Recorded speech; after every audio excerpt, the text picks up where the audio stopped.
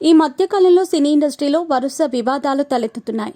ఓవైపు మంచు మోహన్ బాబు ఫ్యామిలీలో గొడవలు జరుగుతున్న సంగతి మనకు తెలిసిందే. విష్ణు తనని చంపాలని చూస్తున్నాడంటూ మనోజ్ ఇప్పటికే చాలాసార్లు పోలీసులకు ఫిర్యాదు చేశారు. ఆ గొడవ అలా ఉంటే రేవంత్ రెడ్డి ప్రభుత్వం నాగార్జునపై పగబట్టినట్టు ఆయన కన్వెన్షన్ సెంటర్ని కూల్చివేసింది. అలాగే వారి ఫ్యామిలీపై వివాదాస్పద వ్యాఖ్యలు కూడా చేసింది.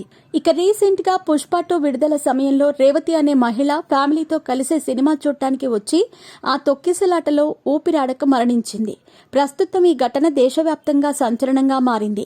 ఈ విషయాలు ఇలా ఉంటే తాజాగా చిరంజీవి తన పర్సనల్ పిఆర్ని అలాగే పర్సనల్ మేనేజర్ని తొలగించటం ఇండస్ట్రీలో హాట్ టాపిక్ గా మారింది.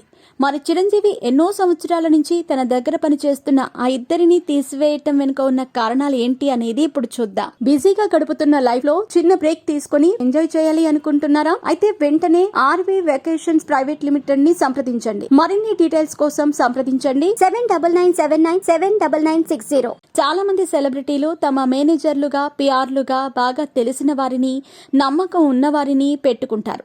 అలా చిరంజీవి కూడా తన దగ్గర ఎన్నో సంవత్సరాల నుండి నమ్మకం ఉన్న ఇద్దరిని మేనేజర్గా పిఆర్గా పెట్టుకున్నారు. కానీ తాజాగా వారిద్దరికీ సంబంధించిన అక్రమాలు మెల్లిమెల్లిగా బయటపడ్డాయి. ఇక ముఖ్యంగా చిరంజీవికి సంబంధించిన ప్రొఫెషనల్ పర్సనల్ అకౌంట్లకి సంబంధించిన డాక్యుమెంటేషన్లో తప్పులున్నాయి అన్నట్లు గ్రౌండ్ స్టాఫ్ నుంచి చిరంజీవికి సమాచారం వెళ్లిందట.